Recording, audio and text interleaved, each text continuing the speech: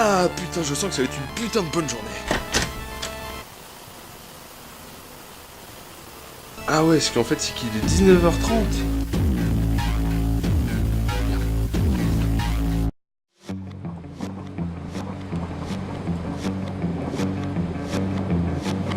Bonjour YouTube. Merde, ça c'est pris. Aujourd'hui, on va laisser Sissy's Hot Dog un peu de côté et je vous présente cette nouvelle émission. Et donc vous allez retrouver le processus de mes travaux. Que ce soit dessin, sculpture, custom, vidéo, trucs, machin, son. Je vais vous faire découvrir des trucs à faire, vous savez, le dimanche quand il pleut et qu'on se fait chier. Et ben voilà. Ou alors que justement, votre cœur de batte tout fragile a réellement quelque chose à dire. Exprimez-vous, putain. Évidemment, il n'y a aucune, oh grand mon Dieu, aucune prétention dans ce que je fais. Je ne me proclame absolument pas pro, mais cette émission a surtout le but d'éveiller la créativité de certains. En vrai, je sais pas si ça a marché parce qu'on a vu tout le monde va s'en foutre, mais bon, je l'ai fait.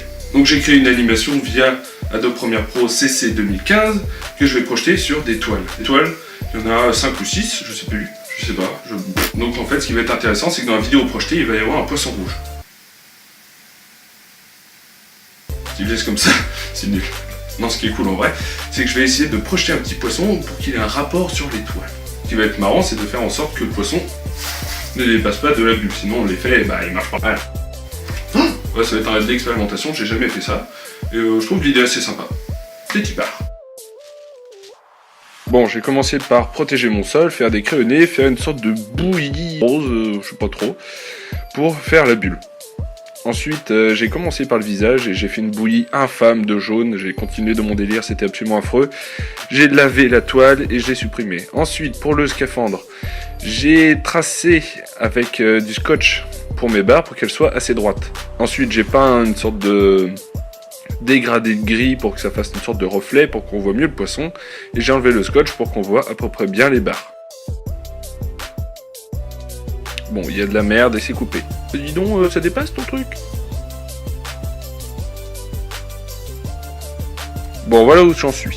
Voilà, un astronaute, des nichons, un scaphandre et ma jolie boule de chewing-gum.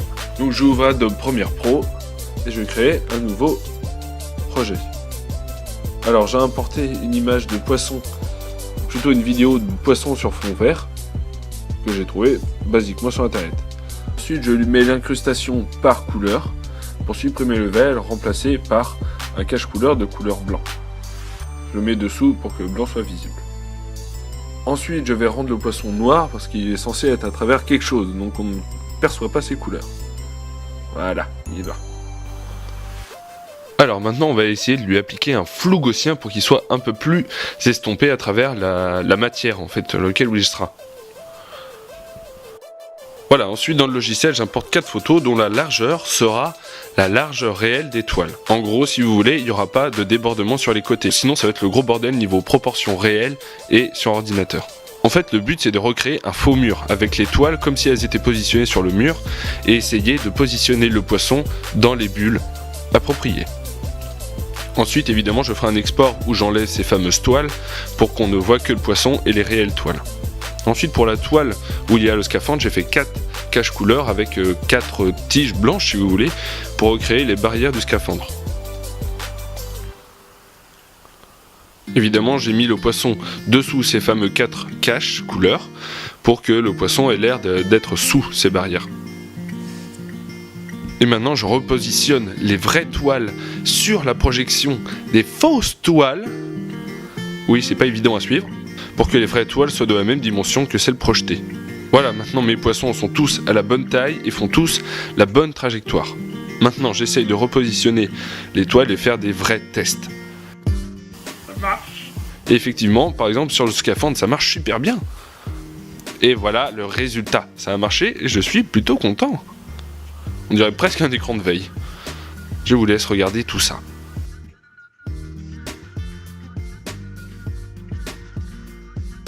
Voilà, on a terminé cette expérience de dimanche pluvieux. Donc en résumé, ça s'est plutôt bien passé. En fait, c'était beaucoup moins difficile que je pensais. Évidemment, les points les plus compliqués, ça a été de gérer le déplacement du poisson à des endroits ultra précis.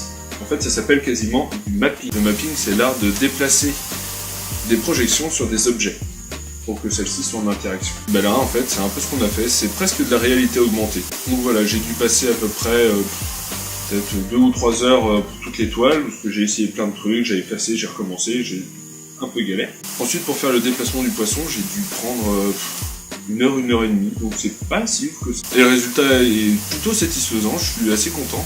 Je pense surtout au celui du scaphandre. Il y avait des barres qui cachaient le poisson, et ben au final, c'est l'effet le plus réussi, je crois que... Ouais.